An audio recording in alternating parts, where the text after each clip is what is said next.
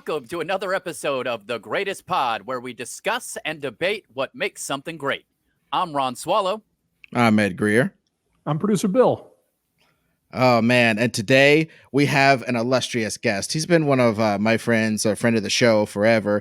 He was on the old incarnation of the show, and he's on this new one. And boy, what a difference a couple years make. This guy is a screenwriter. I've been following his stuff since GOLAN the Insatiable and other things on YouTube and other things like movies. And he wrote a National Lampoon's movie back in the days. But you guys might know him as one of the writers of Sonic and the recently finished Sonic 2.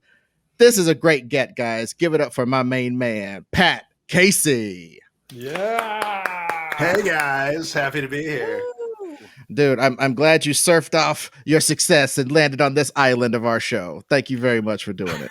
I do remember last time I was on the previous incarnation of this show, that was just, Sonic was upcoming. And after we got off the pod, you guys were like, so what is going to happen in the movie? We had a whole conversation leading up to that. Yeah. And I had no idea whether or not people were going to like it. And it turned out that it went over fairly well. So I'm pleased. I am so glad none of us ever asked you anything about the freaking design, because we know you didn't have anything to do with any of that. That would have been the goofiest thing for us to be like, so Pat, when you were sitting down drawing those designs, like I had no part of that. I wrote a screenplay, guys. The redesign ended up working out great for sure. Because the initial design, they made fun of us on like every show on TV, which was extremely surreal because like nothing that I'd ever written before had anyone ever paid any attention to. And then the week that first trailer came out, they made fun of us on, the Saturday Night Live, The Daily Show, Conan, Colbert, everything. Just we were everywhere that week, all as the butt of everyone's joke. But I was like, man, people are talking about the movie. I mean, you could call that free publicity, except that they spent like $12 million redoing Sonic, so it wasn't really free. But I think it was worth it. I think the combination of that free bad publicity and the redesign. I'll tell you what, man. Like the M&A budget on those movies is usually astronomical. I mean, if you could get everybody talking about you for a nice tidy sum of like 15 million, that's awesome. You're ahead. Yeah. I mean, I think the redesign, I only know what I read in the press, but I think the redesign was only 5 million really, because most of the movie wasn't animated yet when that first trailer came out, Nice. Oh, dude, and just to come off the ropes like that, though, honestly, because people talk about it, it reminds me that people talk about the stupidest things about a movie. The real movie was the heart of you making Sonic, not just an annoying woodpecker that human characters tried to swat like some weird Roger Rabbit movie. You know what I'm saying? You making it not that was the heart of it, not that. In the end, it was way more the reason why that was a success. Yeah, I mean, that was a team effort for sure. But yeah, right, Sonic, in the movie, Sonic was a combination of like Superman and the Little Mermaid, and he looks like Sonic. That's what made it. Where we cribbed heavily from the Little Mermaid. I'm not gonna lie. Yeah, I mean, arguably the redesign was helpful. And I am glad they did it because it did look like a murder hog. So now that was not a murder hog, it basically just looks like Sonic again. It was fun. I had a great time at that movie, and I'm excited to have you on here, not only to talk about movies, but just like I just love that you're like a proof that like hard work and dedication. And then staying nerdy. I'll say it. You stayed nerdy. Yeah, staying nerdy for sure. Can actually pay off. So it's kind of cool. It's a nice thing to see. Damn, I've been doing my anti-nerd exercises. I've been like lifting Coors cans and slamming them on my head and doing football stats. And now you can tell me I can stop and still be successful. Yeah, you can. Damn, Ron, thank you. Yeah, you're welcome. I'm here to help. So today, with no further ado, we are going to talk. Well, I'll let Pat introduce it, but I am glad to talk about this movie series because this is one of those. We've had some people on here where I've had to be swayed to their side.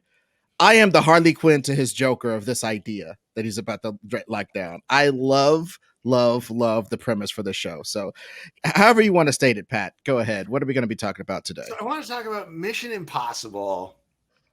And I mean, I do think it is the greatest current spy franchise, but especially that it started off pretty rocky, and it's the best example of an IP where they're really trying to make it happen, getting through some struggles where it was not really connecting, and then really finding its formula, starting with Mission Impossible 4. They found the most beautiful formula in film. Parts 4, 5, and 6 are all masterpieces, and I'm expecting the same things out of 7 and 8. And it's an impressive thing to see out of producer Tom Cruise. He made Fetch happen, you know? Fetch lives. I mean, let's be real. These Mission Impossible movies are the most Tom Cruise-iest product you could possibly imagine. I feel like the 80s were just Tom Cruise rehearsing for Mission Impossible.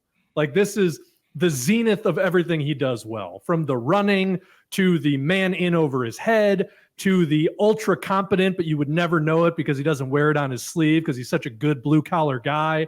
I mean, all this stuff is just at its apex in the Mission Impossible franchise. The craziest thing about it, I was looking at his filmography. Like, this was the first movie he ever produced, was Mission Impossible 1. Before Mission Impossible, he hadn't really done any action movies. Only Top Gun and Days of Thunder could even qualify, and like The Firm, sort of.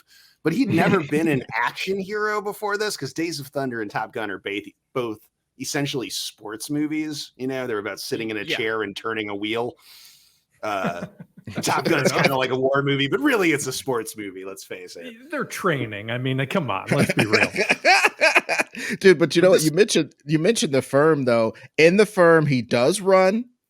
And in The Firm, he jumps out a window and he hits an old man with a briefcase. He beats the shit out of Wilford Brimley with a briefcase and jumps out of a window onto a big bale of hay or something. I think he maybe does his trademark handstand walk in The Firm as well. He actually, a street kid is doing flips, doing the Dick Grayson, Jason Todd down the street, and he joins him in a tumbling pass to show that, hey, this is an athletic, good lawyer. AKA Tom Cruise, you know, a good lawyer from like a blue collar past, you know. Yes, he's not like these other rich lawyers. Yeah, always. I mean, that's a whole other conversation. Like, I feel like Tom Cruise is actually at his best when he gets away from that character type that he's created for himself. But there is something to be said for like Tom Cruise, always from some sort of a hardscrabble background, always, you know, never the first guy to talk, but always has the most interesting things to say. And always, this is hilarious, you watch any Tom Cruise movie, he always finds a way to shoehorn in. He has some expert skill that has nothing to do with anything, but he just shows it off, just like those handstands you guys are talking about. Mm-hmm. The man has a personal formula. Mm-hmm. Yeah. In Mission Impossible 1, he does the magic trick where he makes the computer disk disappear. Yup. Yeah. As an example of his expert level skill that never comes up ever again. Yup. But he learned how to do it for real, because that's just what Tom Cruise loves how to do. But you know what that does? That makes him look like it's a beautiful thing for such a movie star to do, but it makes him seem as though he contains multitudes. Like, you could never get to the core of what makes Tom Cruise tick. Tom Cruise does tumbling passes. Tom Cruise runs the best. Tom Cruise has fight training. Tom Cruise flies planes. He does street magic. You can't get to the bottom of Tom Cruise. There's no bottom. It's like when you spit and it takes 10 minutes for your spit to hit the water. He's too deep for you. He's got too many skills. It's a beautiful bit of myth making for Mr. I mean, Tom. look, he may be actually Zeno. We don't know. Damn it, Rod, you got us cancel the game. Well, I don't mean to tell tales out of school, but a friend of a friend was Tom Cruise's personal assistant for a number of years, actually during the Katie Holmes years. So one thing I will say is one of this guy's responsibilities for Tom Cruise was back before the NFL had their Sunday ticket package, he would literally record every football game and edit out all the time between plays so that Tom Cruise could watch a full football game in like 25 minutes, just so he had stuff to talk about no matter who he was in the room with. I mean, this guy is a little bit insane. I mean, that's a genius move, though. He's right. Like, you know, you need to talk to a grip, like know everything about football. Dude, I wish somebody would do that for me for the Harry Potter movies, because I'm damn sure ain't reading that bullshit. And I'm not ever going to watch 20 hours of movies of this. You're Hey, crazy. those movies are pretty good, Ed. After I'll the tell you first what. two, You're crazy. I'll tell you what. It's never going to happen. I'll actually I'll write a summary for you, Ed, and I'll make a video. What you summarizing. This is No, the what- snake eating its own tail right here. Ron first said he's going to write a summary of the adaptations of books, and then he's going to make a video out of that summary. Yep, I mean, we are in the Matrix, people. Ron, you should take that video of the summary and then make it into a series of novels. You know what? I think I will do that. Yeah. Well, how about you do this project first? I think in Mission Impossible, the point you're making about it starting kind of slow, it struck my ear odd because the second one was like the highest grossing movie of that year, the one we all hate. It? Yes, Oh, it's the worst. it was the highest grossing movie good. of that year, the one that everybody hates and looks back on and blah, blah, blah. So we'll talk about that in a second because, I'm willing to defend crap with the best of them. It's not that good. Okay, but the first one, let's talk about the first one. The first one is also much maligned. Go ahead. Well, first, let's just talk about the franchise for a second. I mean, it was a Mhm. series in the 60s starring some guy for season 1 that they immediately replaced with Peter Graves. Mhm. And I wasn't around in the 60s, but they did a revival in 88 where they brought back Peter Graves with a bunch of young spies. And I loved that show. Even though I was just a kid and I don't remember it terribly well. I remember just a few random bits, but like every episode was basically like The Sting, where it would be like they build a whole fake town that they lure the bad guy to that. So he thinks he's still in Mexico, but actually he crossed into Texas and didn't realize it because it's a replica of this Mexican town, stuff like that. And I thought it was great. Like they would have these unbelievably elaborate plans, the masks, teamwork. That's what it was all about. And looking back, it's crazy to me that the first movie was 96, which was only 8 years after this show had been on ABC for 2 years and was kind of a hit in its first season before they moved it opposite the Cosby Show. And then its ratings tanked and they canceled it immediately. Well, dude, it's almost like not to tell tales out of school again or say anything to get anybody canceled, but the new Fantasy Island has a show now. That movie bombed so hard it killed the dinosaurs, and then they bring back this Fantasy Island as a show like 3 years after it. It's crazy. It's a television show being developed right now for real, not some not some Newsarama 3 years news. later, that Fantasy Island movie that opened opposite Sonic. That was just February 2020. That was less than 1.5 years ago. That was our counter programming that weekend, and we crushed them. Nice, dude. But so straight up, I just think that early bringing it back it is really interesting. And when you look at all the other shows like that you try to make into movies, talk about the Avengers. That previous series with Uma Thurman and stuff. And that movie was god awful. Well, I'm not here to make value judgments. I'm just saying most of them didn't didn't do what this did. So when Tom was first making that Mission Impossible, I remember the way they talked about it in the press too, even though I was just a teenager, that it was kind of like Tom Cruise making an adaptation of this old TV show no one cares about. That was kind of the way everyone approached it. But Tom saw that there was something to this formula that was cool. And importantly, it had an unbelievably cool theme song, which is actually a huge, important part of doing an adaptation. And I can't believe they brought back Perry Mason, but didn't bring back the Perry Mason song. Oh, travesty. Side bitch. Travesty. I don't understand it. Huge mistake. Huge mistake. That's like bringing back Knight Rider and being like, Knight Rider, he's a guy riding on through the land. I mean, the first movie, like I liked it. What did you guys think at the time? Well, it's kind so of a separate interesting question from what you think that now. someone said it was much aligned. You Ed, did you say it was much maligned? The second one is much maligned, and the first one they act like, oh wow, that was okay, but boy, it gets so much better later. The first one, I'm here to say, the first one was mind blowing at the time. If you were a full human being. People were freaking out. It was like it was almost as crazy as watching Rumble in the Bronx. Literally, people were like, "Oh God!" The whole thing with the dropping down and almost touching everything. And the vault sequence, that like that was extremely De Palma, and it was extremely Mission Impossible, and it ruled. Yeah, and just the way of like, how do you adapt a movie about a team of spies? Like, and that was like, the whole team gets killed in the first scene, and Tom Cruise is the only one left. And the whole time on the series, like every time they get a mission, like if you're captured, you will be disavowed. So he has to put together a new team of spies who have already been disavowed, and they all turn out to be evil except for Ving Rhames. Like, it's a great framework for an adaptation with like this giant vault set piece sequence, which works so well, even though then, yeah, it's like the second half, the twists and turns are so ridiculous. It's essentially incoherent, but it also kind of didn't matter because you were just along for a fun ride. And then there's a crazy train helicopter crash. Well, look, now that I'm older, I know those twists are incoherent. But as a kid, I was like, whoa, twist. Not another twist. What's happening? Yeah. I would go so far as to say that I don't think they're incoherent. I just think they're not particularly cinematic. Like the twists happen and it's literally just like, oh, I thought you were talking about this, but you were really talking about this. And it's like, you're never going to get a huge reveal where the squirrel turns around and you get a smash zoom on its face and everybody goes, ah. Like it's built on these twists that are almost more novelistic. And I think they hold up to logic, but they don't necessarily make for an exciting roller coaster of a movie.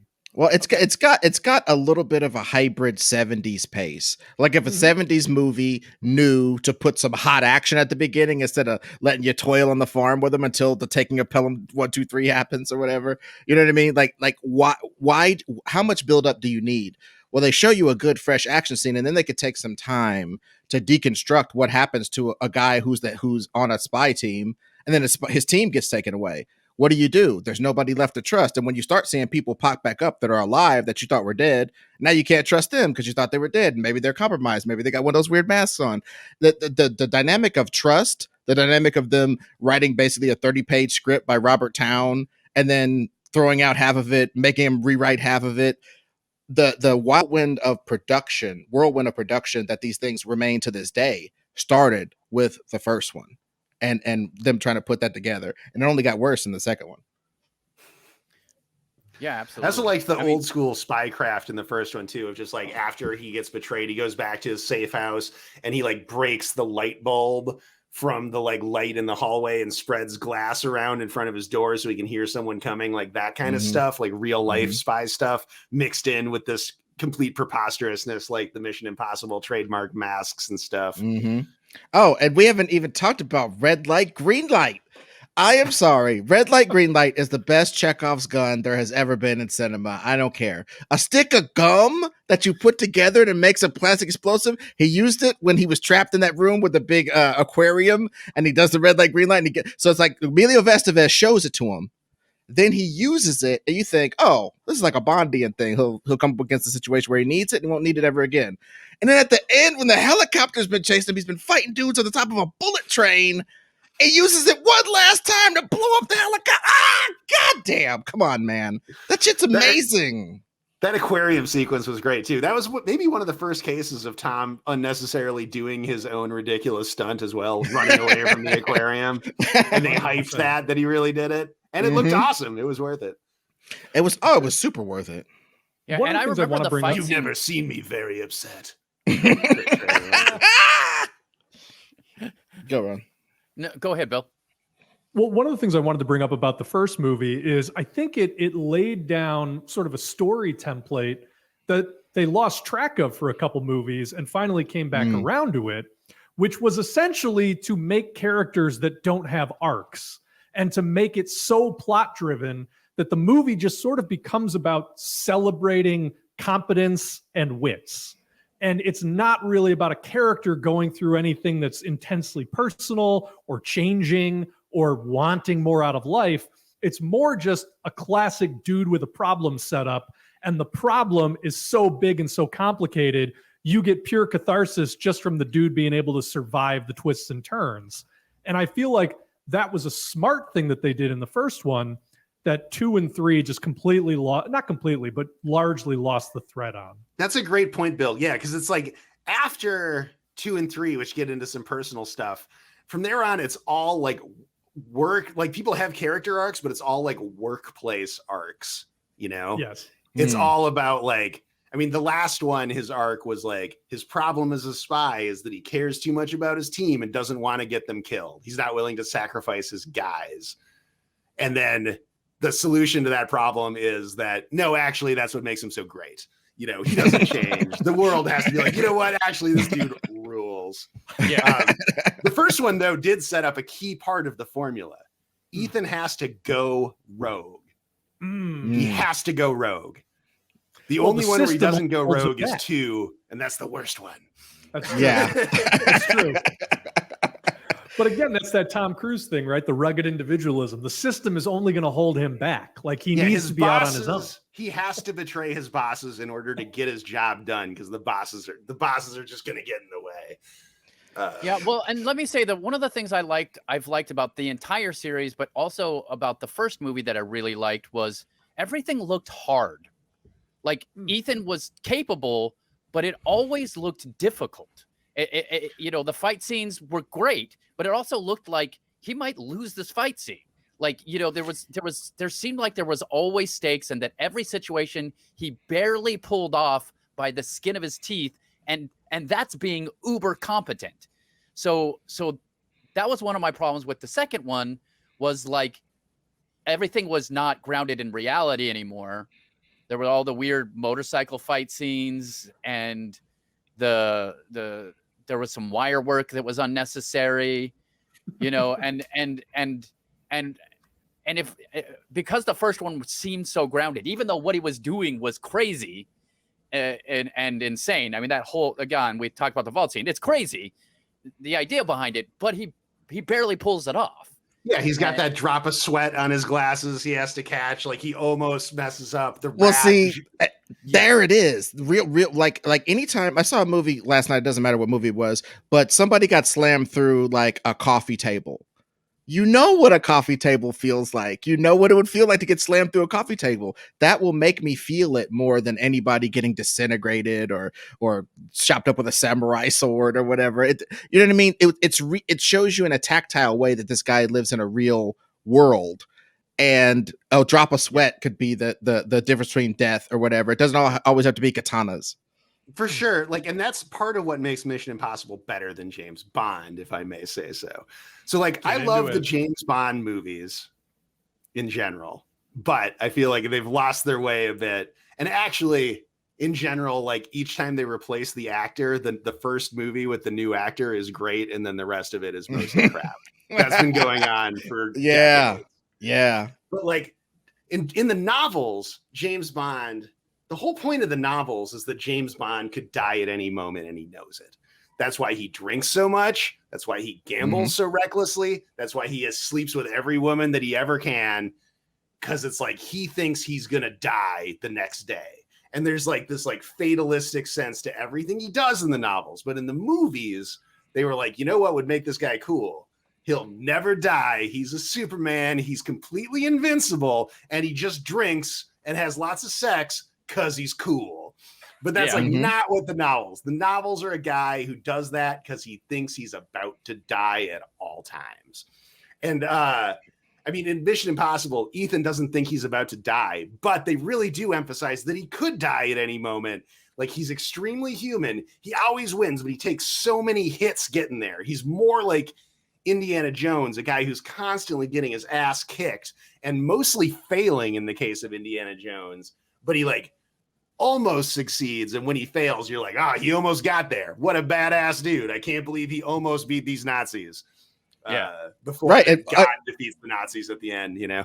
Right. But okay. But to that point, that's the whole point that I was just making about like number one, remember, in number one, he didn't shoot anybody. And number one, he didn't shoot anybody. He did remember that weird period of Sylvester Stallone's career where he decided not to touch guns and he did like Cliffhanger and Daylight and stuff like that, where he was like, rescue guys, like, I'm so hard, I'll just rescue puppies and old lady. I'll carry an old lady up 1,000 flights of stairs. I'll do that rather than mow down the entire Viet Cong for a while. Tom Cruise seemed to have been going through a period kind of like that, and he didn't fire a gun in that whole movie, and it was very in keeping with the original show where they would never shoot anybody. Exactly, because Spycraft has broken all the way down if you have to whip out your gun. And that's why fucking James Bond sucks. It's his solution every time. If it ain't baccarat, it's gunplay. Like, you don't do you have any other options? No, I mean, it's a good point. And I think that one of the things that allows the whole series to do is really be about problem solving. Because when your problems aren't easily solved by shooting a dude or killing a guy, however you might, like, they never have to kill a guy. They always have a more complicated problem than that, which means, and again, I don't think the franchise capitalized on this until the fourth one, that when things go wrong, they have to have backup plans on top of backup plans. And that's where a lot of the delight of watching the movie comes from is, oh, this isn't going to go perfectly. In a weird way, that first one, I don't want to say drop the ball, but that's the one area where the first one maybe falters, is that aside from the initial plan, Ethan doesn't really lose throughout that movie. That said, to Ron's point, everything is really difficult. But when they actually took the step to allowing him to lose in the course of the 2.5 hours of the movie's got to a different level. And that's like, the parts of the formula of Mission Impossible. It's like, number one, Ethan has to go rogue. Number two, none of his plans work the first time. He's got to come up with backup plans. Wait, I had a third thing I was about to say. Now I forgot what. We'll come back to it. But I think just going back to wrap up the conversation about the second movie, that is sort of egregiously absent in that movie, aside from maybe the way that Tandy Newton, is compromised by having to go in and pretend to get back with the villain, but also that's sort of her plan. I don't know. I mean, Ethan asked her to do it. The movie's so bizarre because it's essentially a remake of Notorious, the Hitchcock movie. It's almost exactly a remake of Notorious, but with the additional thing that basically nothing happens for an entire hour. You're 1 hour into Die Hard into Mission Impossible 2 before anything happens other than he meets her. They have like one little car driving sequence that's almost action. And we like open with that mountain climbing sequence that's almost action. But like it's not really action. There's no real conflict. Tom Cruise just smiles a lot. He's got that long hair. He's James Bond in that movie. He's invincible. He's so invincible that he's like doing his big laser jack lightning movie star smile the whole way through because he's just not worried about anything. Like it was so ill-conceived in every way. But then it ends with this ridiculous, all this like motorcycle action with some stupid mask stuff where he puts a mask of himself on the bad guy, which was kind of the one good gag that almost made. Like, this is a movie that I sort of finally remembered and then went back and rewatched it. I was like, oh, wait, no, this is even worse than everyone says. Real quick on the finally remember part. That's why, I mean, I'm not defending it, but I do remember being a kid and watching it and noticing how many wrestling moves they were doing on each other. Him and Doug Ray Scott fighting on the beach. They did a grand total of probably 6 wrestling moves. I think somebody got rock bottomed. Somebody got DDT'd. It was just crazy to watch Ethan Hunt doing wrestling moves on fools in the beach. And then like the motorcycle stuff. He did an endo. We used to call it an endo where you would just ride on your front wheel. He did an endo and caused a guy to get hit by a semi-truck. And it's just so preposterous that when they bring motorcycle action back later and it's so much better choreographed and it's so much more realistic, you're just like, I love the fact that the later movies kind of take everything that's happened in the previous movies and try to make it work. That's what I love about these movies as they go farther along. The voice box thing that they do in number 3, where they try to kind of explain why you can put a mask of somebody on and be able to get it over. But, well, there's this whole sequencing period where you have to record their voice under duress and get it right. And then you'll be able to talk as them and you have to get the face mask molded just right. And they dramatize something that's just a throwaway thing in the previous 2. I love that. They're trying to build upon it. And is number 3? Is it number 3 where we get the running sequence? Yes. Yeah. Well, the running sequence. You're right. Yeah. There's a running sequence in 3 because they went to like Shanghai or someplace and had this crazy running sequence, but they shot it all with such a long lens that he could have been on the back lot and it wouldn't have made any difference at all. I remember thinking that while watching. I was like, wow, what a waste of money, you guys. But no, It was like literally a minute and 20 seconds of running. And I mean, him that's what he doing his does. Tom Cruise runs. He runs like this. He's He amazing. definitely got some T1000 to him. Yeah. I mean, it's probably a really efficient way to run. He probably hired some scientists, like kinesthetic scientists, to help him figure it out. I'm sure he could kick my ass in a race and Dude, almost everything. I'll race him any day. Dude, Challenge on laid roller down. blades. Did you hear that? on some on some real shit? Yeah, I'll meet you at the Scientology building in North Hollywood.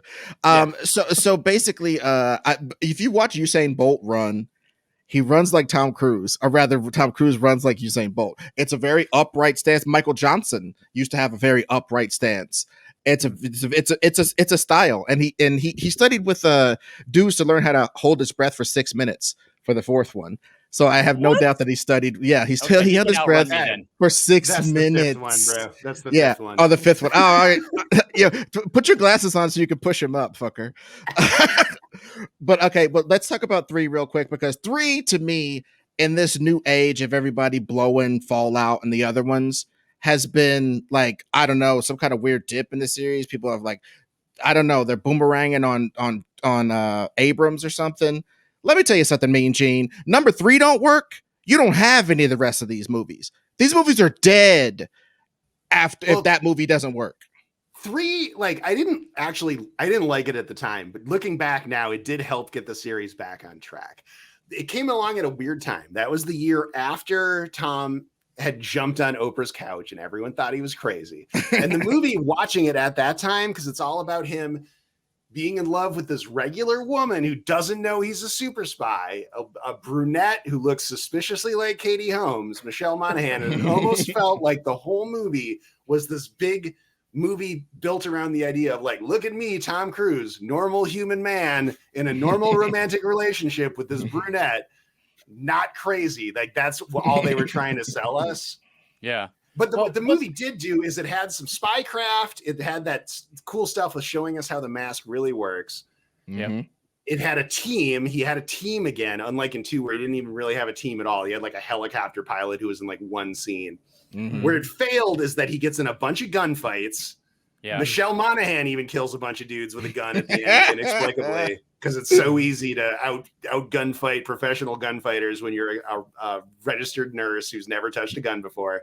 And there's a part where they're like, we got to get the MacGuffin. I think it was the rabbit's foot in that one. And MacGuffin's so powerful, they didn't bother to explain what it was.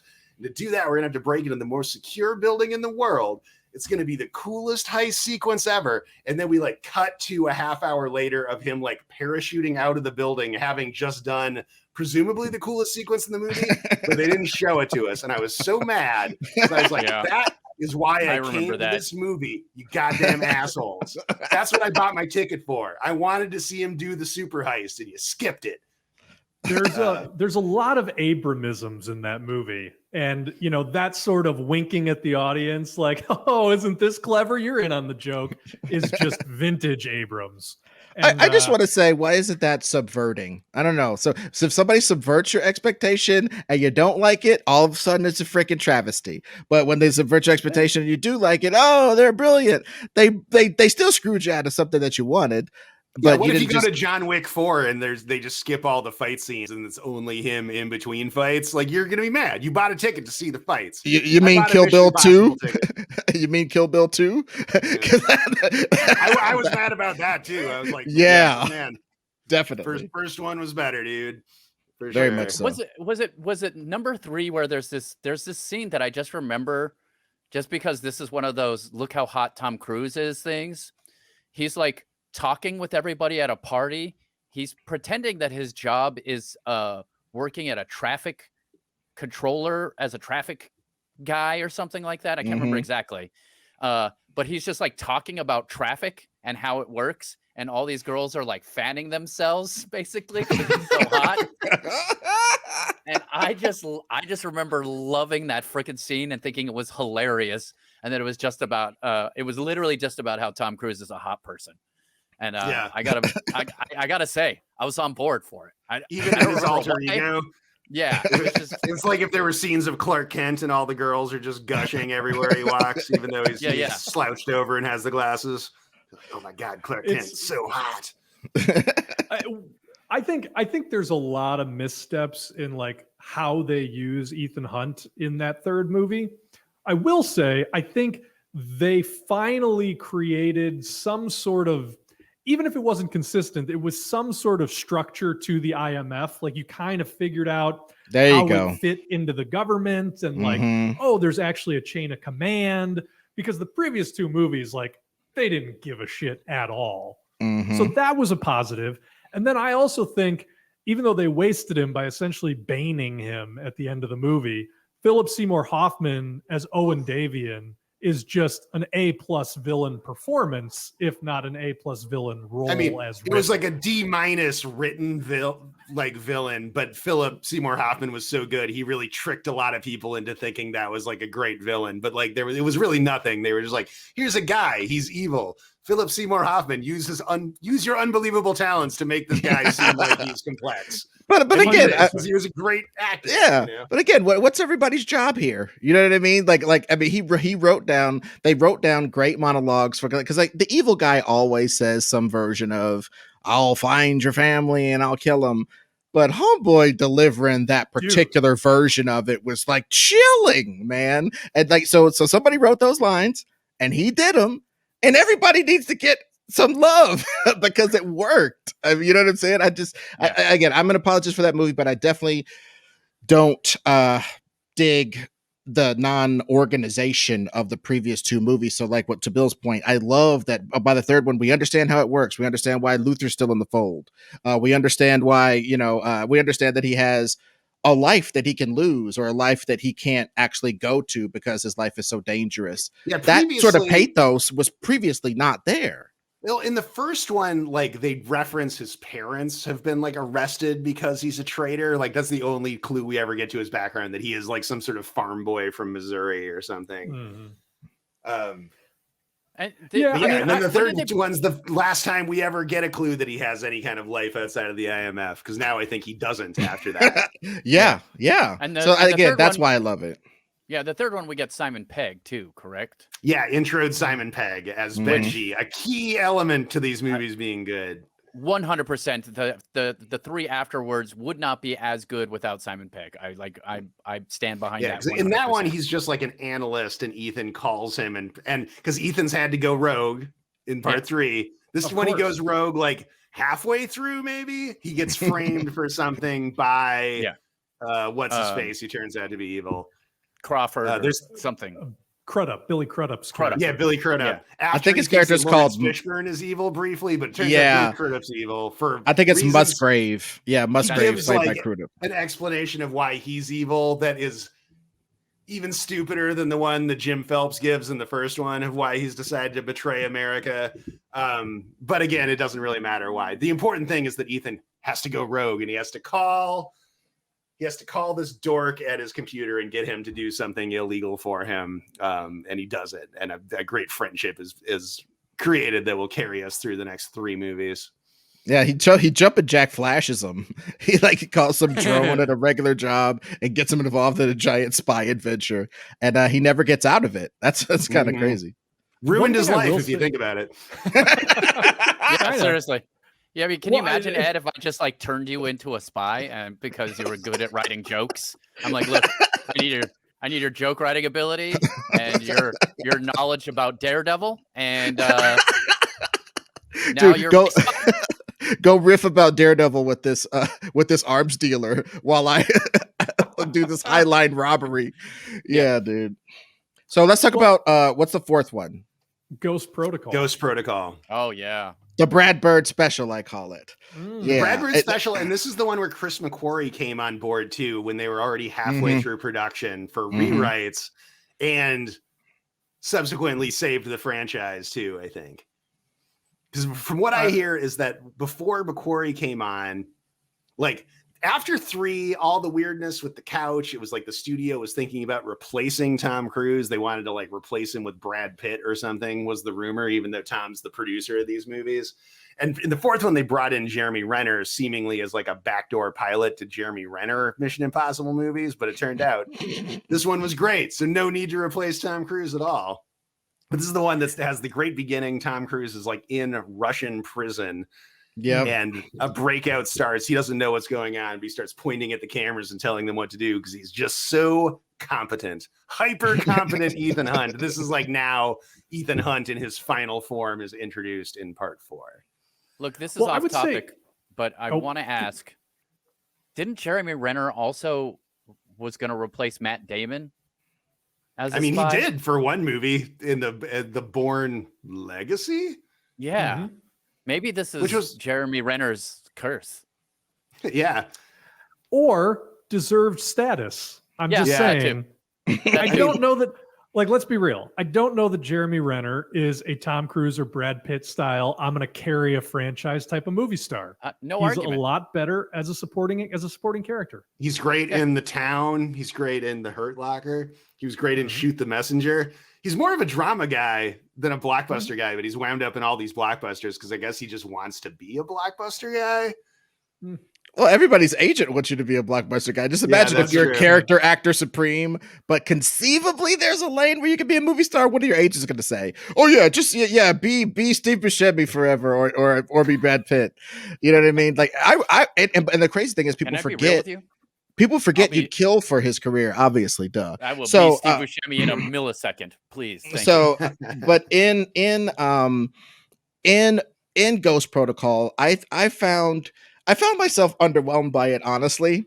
And it's not like to be a downer, but like I felt as though it was almost like it was like a very big TV movie for me for a while.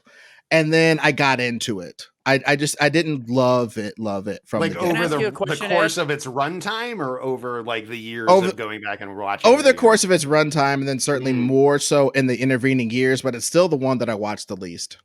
If I would watch Fallout and 3 and maybe, I don't know, I'm probably mixed them up, but I would watch Fallout 100 times.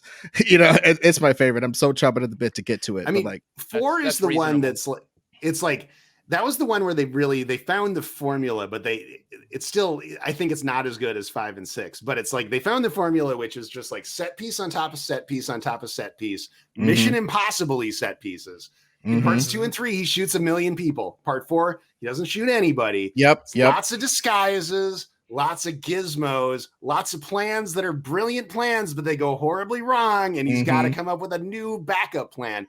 The sequence when they're in wherever the hell they are with the super tall buildings, like it goes wrong. So he's got to dangle from the window and only one of his gloves works because it's the last second plan. Then they do the part where they're on the 2 different floors. They control the elevator. They're doing 2 fake meetings simultaneously with earpieces in, which is the closest the movies have ever come to doing the sort of thing that they would do on the 1988 version of the show that I loved so much as a kid. And then that leads directly into the car chase through the sandstorm where he's got to navigate with his phone. And luckily he already had his goggles under his collar because he had them on when he was dangling from the skyscraper. Such a brilliant, just whiz bang series of just complete spy nonsense, but it feels so tactile and so real. And he's struggling so hard to get through it. He's got to Tom Cruise it as hard as he can to do this impossible stuff and barely pull it off. And that's what Mission Impossible is all about. So yeah, I agree. I agree. A plane stunt. That's the 5th one. The plane one. stunt is the first scene of the 5th one.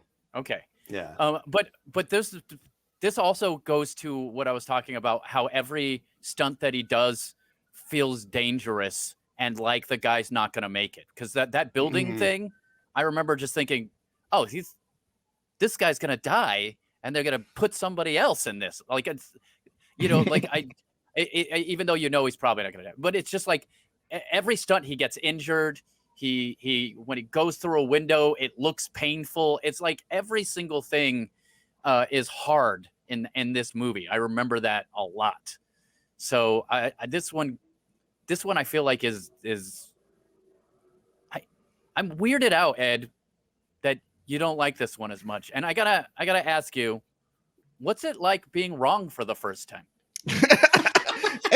It's literally not as good as 5 and 6, and I don't even think that's to be argued. But I do think that the gags, the building gag with the gloves, is some of the closest I felt in that whole movie to feeling like, yeah, this is like you said, this is Mission Impossible. This is Mission Impossible to a T. And I do kind of.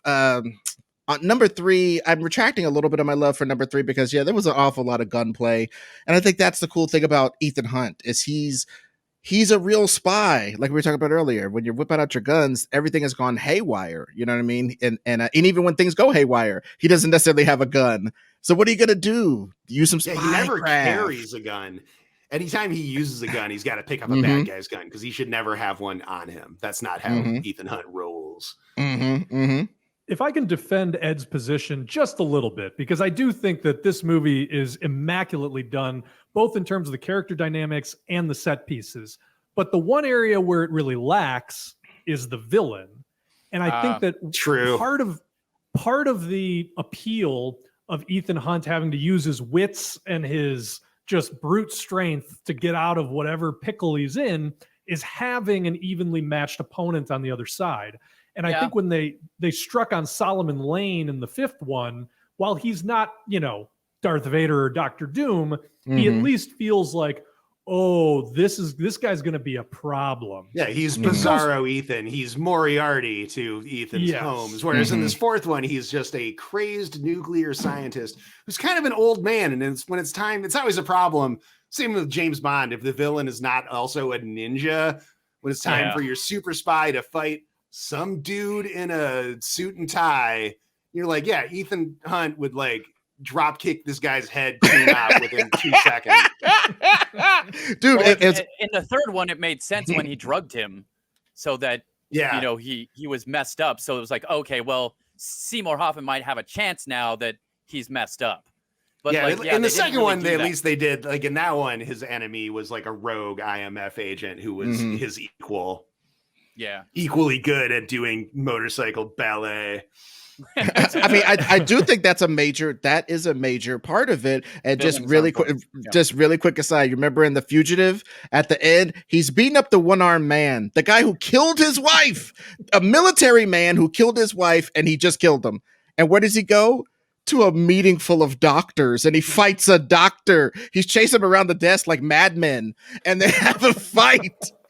Get out of here, dude. He just killed a military man, and you're going to have him fight a doctor at the end? Jesus Christ. You got to have the last boss be the last boss. What the hell? So, that's another thing. Yeah, thank you, Bill. Thank you for the assist, like Magic Johnson on that one. Because, it's the real good ones, as we get to 5 and 6, at the end, he ain't fighting no computer dork. But another thing on 4, so what McQuarrie changed when he came on board was the whole thing was Jeremy Renner was sad because he had failed to save Ethan's family, and McQuarrie was like, this sucks. So it was at his behest they changed it and added the twist at the end that they had pretended that Ethan's wife had died so that she would be safe. And that way everybody got a happy ending moving forward and people could feel good leaving the theater, which is a key element of blockbuster filmmaking in general. But Mission Impossible as a great example of that. Send them home happy. The last thing I want to talk about on number 4 before we get into 5 and 6 is that this really was the equivalent of Fast 5 in the Fast and the Furious franchise. This is where the full rebound happened, and now we're off to the races with this newly codified formula.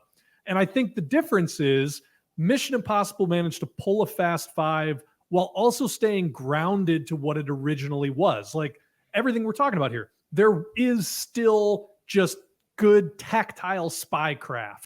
It is still just about, I got to outsmart this guy to get the thing. As much as they probably will go to space in number 8, it's not a movie. It's not a movie series that has really built its cash on one-upping itself. If anything, they went back to their roots. Yeah, if you showed someone Mission Impossible 1 and then Mission Impossible 4 and told them there were 2 movies in between, but you'd be like, oh yeah, that makes sense. Whereas if you showed someone Fast and Furious 1 and then Fast and Furious 5, and people just be like, what the hell happened here? These don't feel like part of the same series at all. 100%. And so part of getting into 5 Rogue Nation, right? The thing about it is I like that it's the first movie in this whole series, I think, to acknowledge that these spy dudes are superheroes. That 5 of these dudes appropriately if they were 65% as good as Ethan Hunt, 55% as good as Ethan Hunt, and you sprinkled 6 of them in Seattle that could take over the frickin' world. You know what I mean? It's just they're like that. They're like nuclear bombs. Each one of them missing is like a nuclear bomb missing, like a broken arrow, as it were. So I just think it's the first movie to acknowledge that, and to acknowledge that they formed a big union.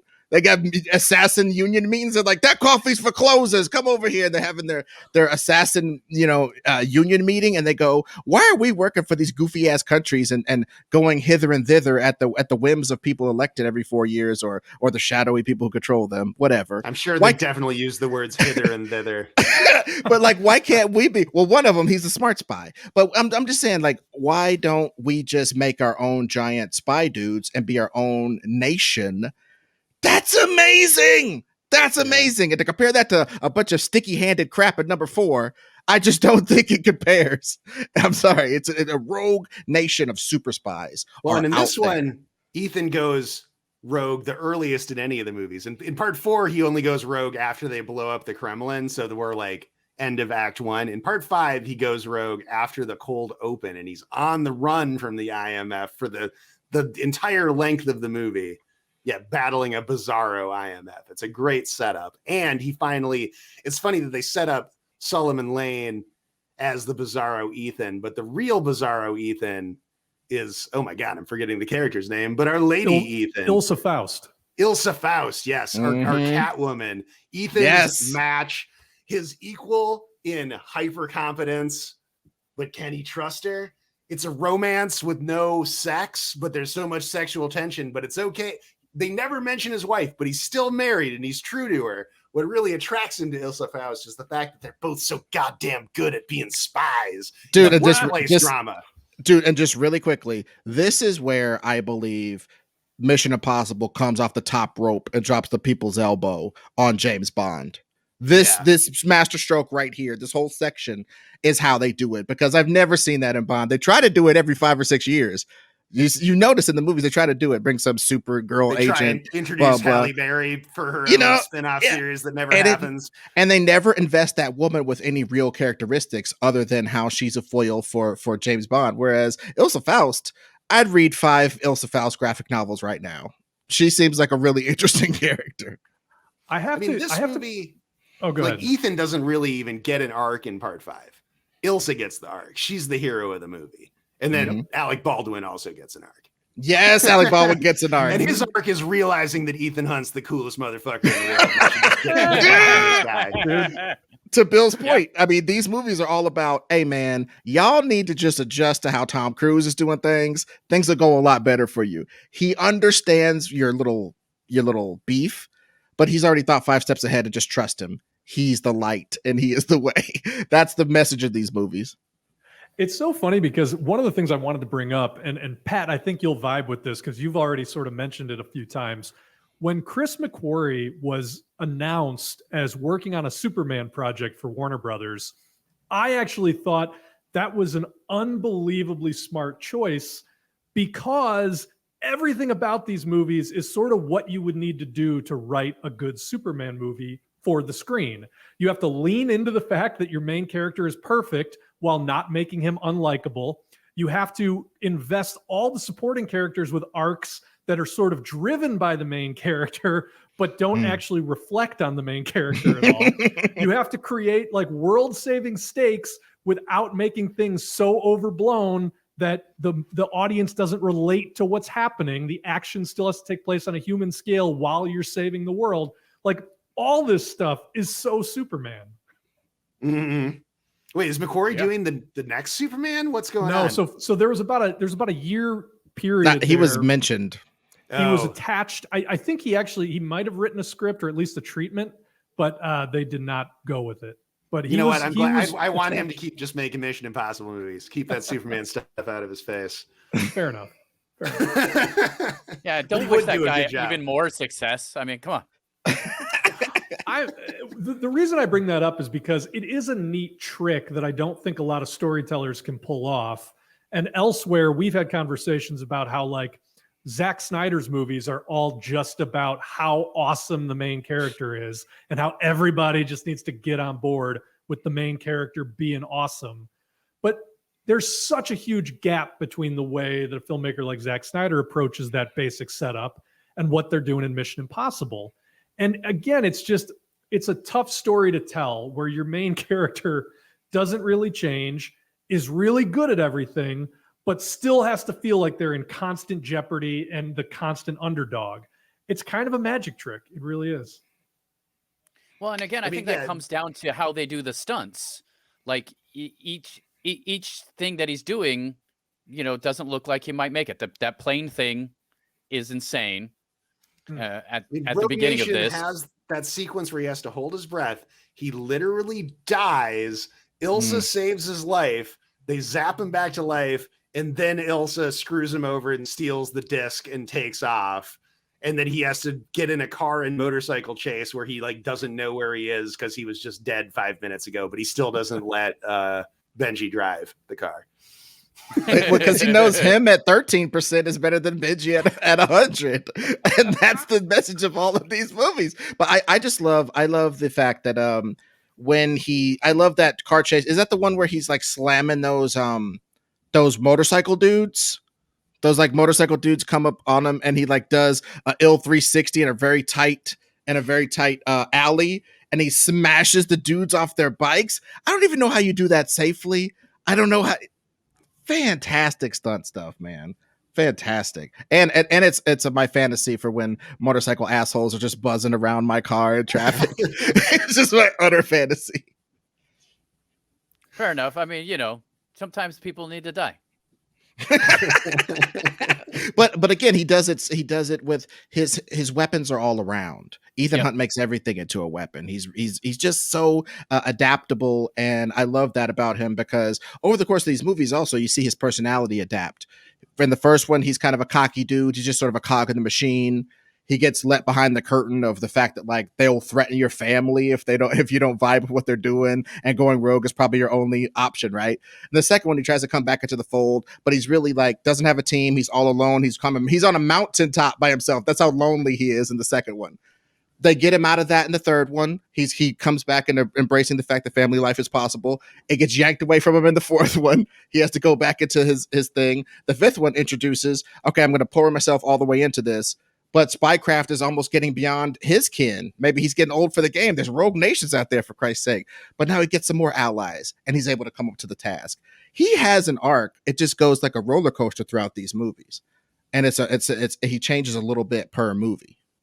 Yeah, part 5 was also about saving the IMF in general, because that's the one where they're having like congressional hearings, and that's what Jeremy Renner's doing, and they got to get Alec Baldwin, who's their biggest critic, then becomes the director of the IMF and becomes, I think, the first director of the IMF to ever return for a second movie and not just get killed immediately, like Anthony Hopkins in part 2. And pretty much all the directors they ever had. Tom Wilkinson in part 4, I think. Oh, and see him again. And last things last, the best thing he does in that movie is not physical at all. It ain't even running. It ain't fighting. He memorizes a bunch of bank codes and he puts them in his head and he destroys the other evidence. It's like, hey, you can't kill me, baby. I got all the bank codes. And so they have to like capture him alive. So even he brings the villains into his way of fighting. I'll have to capture him and interrogate him. He makes the villains play by his rules by doing a simple intellectual exercise like that. The best advertisement for speed reading I've ever seen in my life. You know what I'm saying? He beat him with his mind.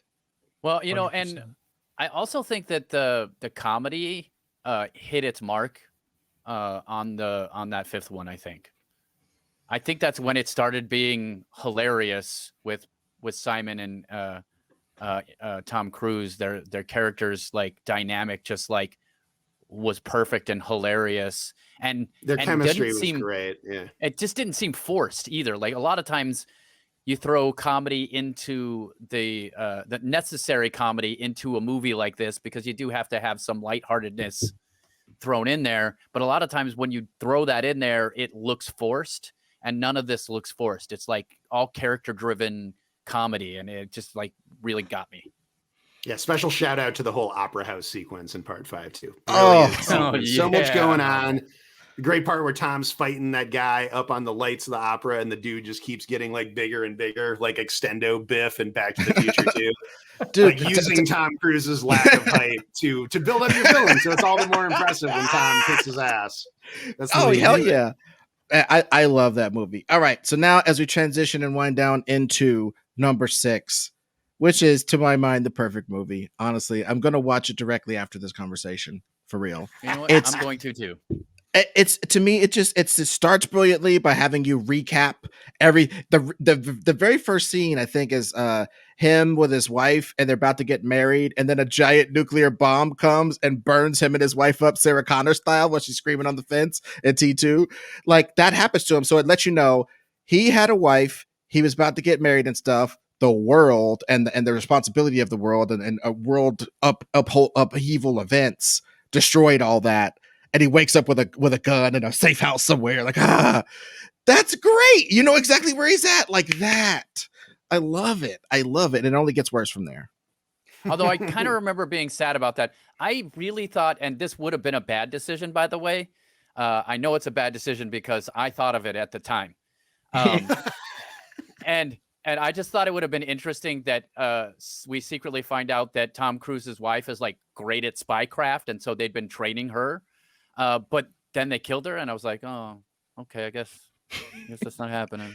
You wanted some true lies. You wanted some true lies to happen in between. It was also a good decision because that would have been terrible. So, yeah, Harry Tasker's wife would have got him killed in 4 seconds in the field. I'm sorry. Ethan was married in the 3rd one. The 4th one, we think she's dead. Turns out she's not dead. In the 5th one, there's no mention of her whatsoever. I had fully assumed he was still married at an undisclosed location and spent time with her between missions. It's only in this one we learn, after the events of 3, they've been living entirely separately, living their separate lives. He still loves her, but from afar, but he can never be with her because it puts her in too much danger. Like giving us this like depth of character that like was, I mean, an open question before what was really going on here. Yeah.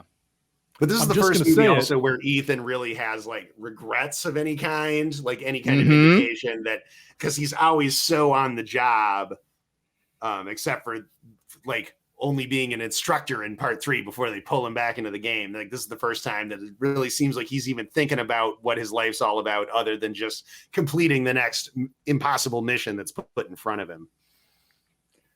And well, I was just going to say, in many ways, this is the Superman 2 of the Mission Impossible franchise. Really.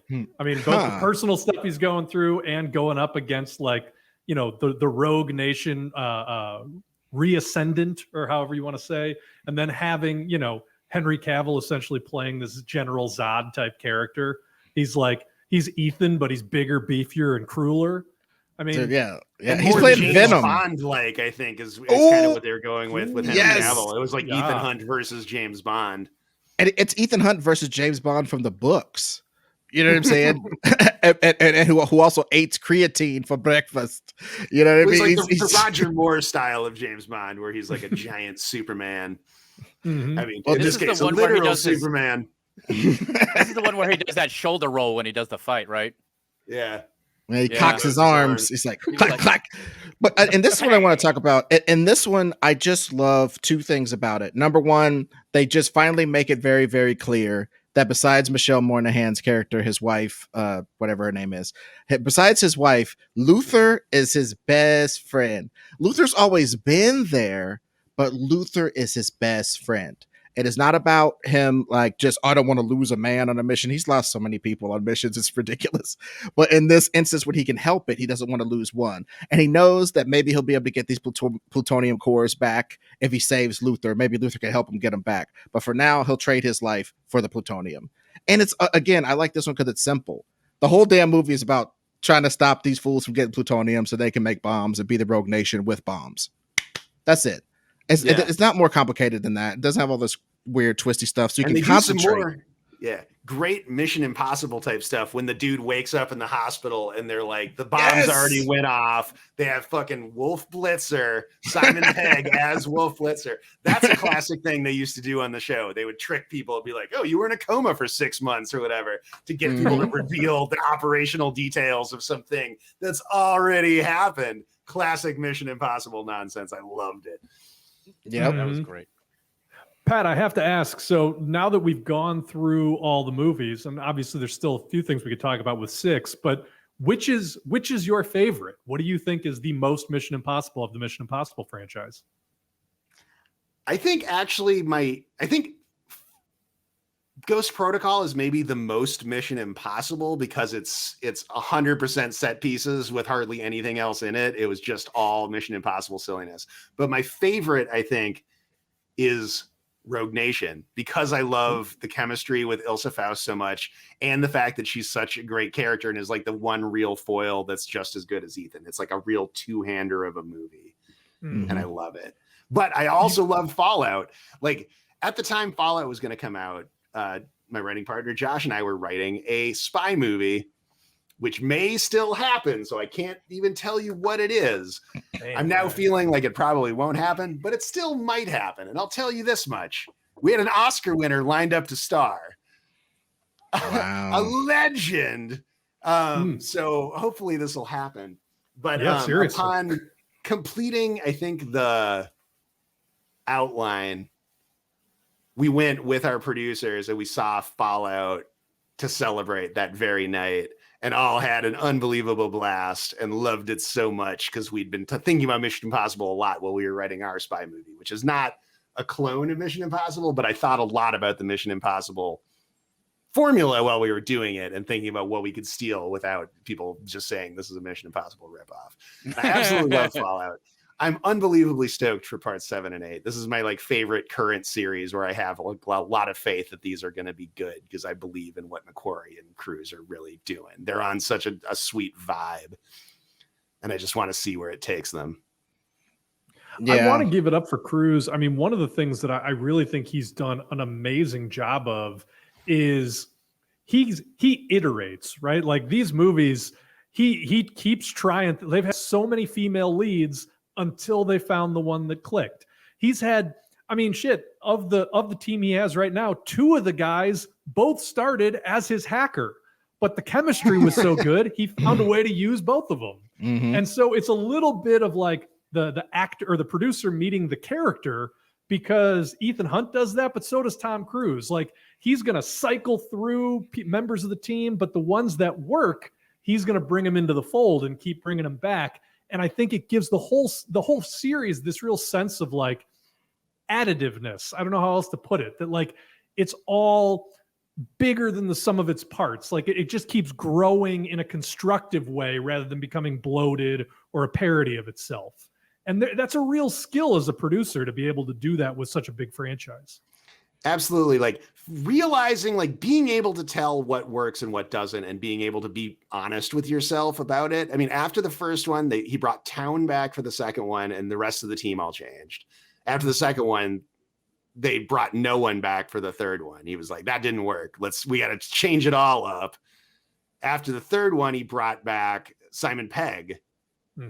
And then, in the fourth one, like that's when it clicked, and he recognized that it clicked, especially when McQuarrie came out. Luther came back in a big way. Like it was the whole thing. Yeah. Well, and just to end off my love for Fallout, I love that the ending scene is exactly, it is the ending scene for a spy movie. You in a helicopter, and you don't know how to fly a helicopter necessarily. It ain't necessarily your MOS, but you figure it out because you're so hyper competent. It can't be that hard flying a helicopter. So he figures out how to fly a helicopter after he's killed the pilot, and he's got like plutonium arming devices on him, and another dude has him. So he crashes his helicopter that he just learned how to fly into a bigger, stronger agent's helicopter, and they land on a cliffside, and they have a knockdown, drag out fight where our hero's losing for most of it because he's a little guy. guy, and Superman's beating his ass. And in the end, they end up hanging off the goddamn cliff having a fight. Homeboy gets the detonators from him. The helicopter falls down and hooks Homeboy in the head and pulls him down onto top of an explosion. And you climb up the cliff and you got the nuclear detonators in your mouth or something, and you hold them, and the audience knows that you've saved the day. You can't beat it. Don't try. Fuck off. That's how you end. If the series ended on that, it would be the best. There's one more scene is the rest of the team visiting him in the hospital, which could have also been the end scene of any of these movies. Yes. All of these movies would have ended with him in the hospital with numerous broken bones, because that's just what he goes through to protect us from loose nukes or whatever. Rabbit's feet. Whatever the MacGuffin is. It doesn't matter. Loose nukes and rabbit's feet. That's the debut album right there. That's gonna be the subtitle of this episode. I was gonna say, if we named our podcast with subtitles, that would have to be the one for sure. Definitely. Loose nukes and rabbit foots. So, Pat, I think we have explored your concept, and as I stated, I'm your Harley Quinn, baby. I love this, and I am all for it. I don't think any of these movies touch it, and I don't think the Fast movies touch it, because they don't have an internal logic. They just do whatever they want to do in a very transporter with Jason Statham-esque way, just driving around, doing whatever stunt they feel like doing. And in the Mission Impossible movies, there's a certain grounding, the Halo jump, which we didn't even talk about. Like, just beautiful stuff. He saves Henry Cavill. He saves the dude who's going to beat his ass later in the third act. What I just said, he saves that guy. That guy's been a total piece of shit to him the whole movie. He saves that guy. And then the guy's like, where's your oxygen tank? I used it saving you, you asshole. Like, he's just such a good guy.